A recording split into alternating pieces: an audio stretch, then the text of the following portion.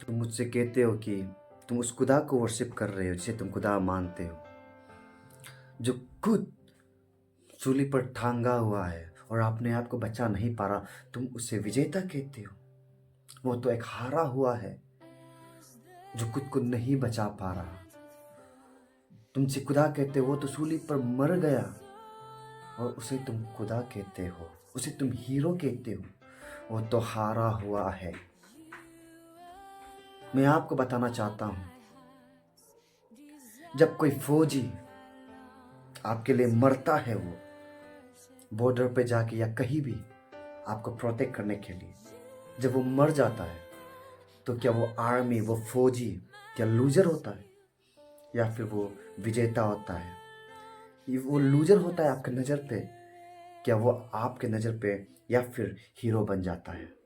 Of course वो जो army है, सिर्फ आपके लिए नहीं, पूरी देश के लिए वो एक हीरो बन जाता है, वो विजेता बन जाता है, क्योंकि उसने आपके लिए, इस लोगों के लिए वो जान देता है।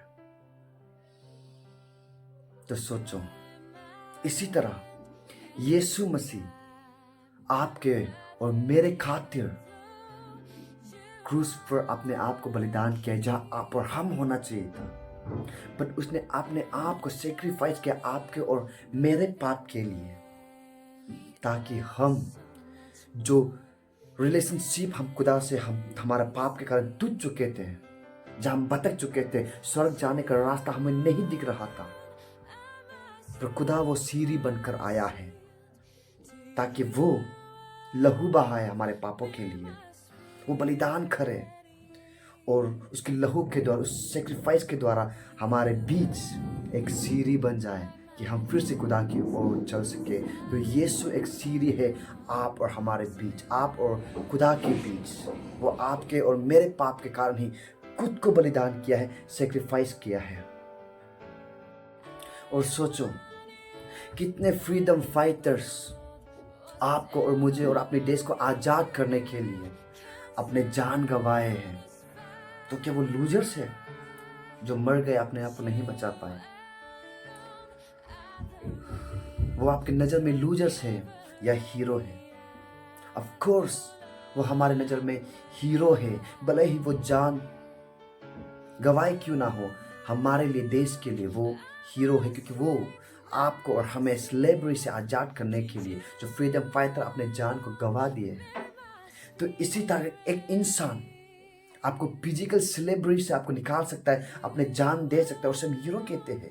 पर यीशु मसीह, जो हम आत्मिक की दुनिया में स्पिरिचुअल डेथ हो चुके थे, वो आपके पाप से कि वो आपको क्षमा नहीं कर सकता, मुक्ति नहीं दे सकता। अब जिस पाप में आप स्लेवरी बन रहे थे, उस स्लेवरी से आपको नहीं निकाल सकता। तो जिस तरह फ्रीडम फाइटर आपको आज़ाद करने के लिए खुद को बलिदान किया है, यीशु ने आपको और हमें आज़ाद करने के लिए पाप से खुद को बलिदान किया है। तो वो उसे क्यों ना हम हीरो क्यों ना माने? सिर्फ आपके लिए नहीं, मेरे लिए नहीं। जॉन 3:16 में कहता है कि परमेश्वर ने इस संसार से इतना प्रेम रखा कि अपने एक ही लौता पुत्र को दे दिया, पूरी संसार के लिए, शारीरिक के लिए भी और आत्मिक के लिए भी। जितने भी लोग फ्रीडम फाइटर हो, जितने भी आर्मी हो, ऑफ कोर्स वो आपके शारीरिक के लिए अपने आप को बलिदान दिया है, पर खुदा दोनों के लिए, शारीरिक के लिए भी, आत्मा के लिए भी, ताकि हमारे मरने के बाद हम वहाँ जा सके जहाँ से हम वापस आए हैं, जहाँ कोई दुख नहीं, दर्द नहीं, तकलीफ नहीं, पर शांति, पीस और आनंद, इतने लाइफ हम खुदा के साथ जिएंगे। तो क्या हमारा यीशु मसीह हीरो नहीं है? ऑफ कोर्स वो एक नायक है, वो विजेता है, वो हीरो है, क्योंकि वो एक खुदा होने पर भी वो अपने लिए नहीं, आपके और मेरे लिए हमारे प्रेम के कारण अपने आप को बलिदान किया है। और सिर्फ वो मरा ही नहीं, वो उसे मारा गया, गाड़ा गया, और 3 दिनों में वो फिर जीवित उठा।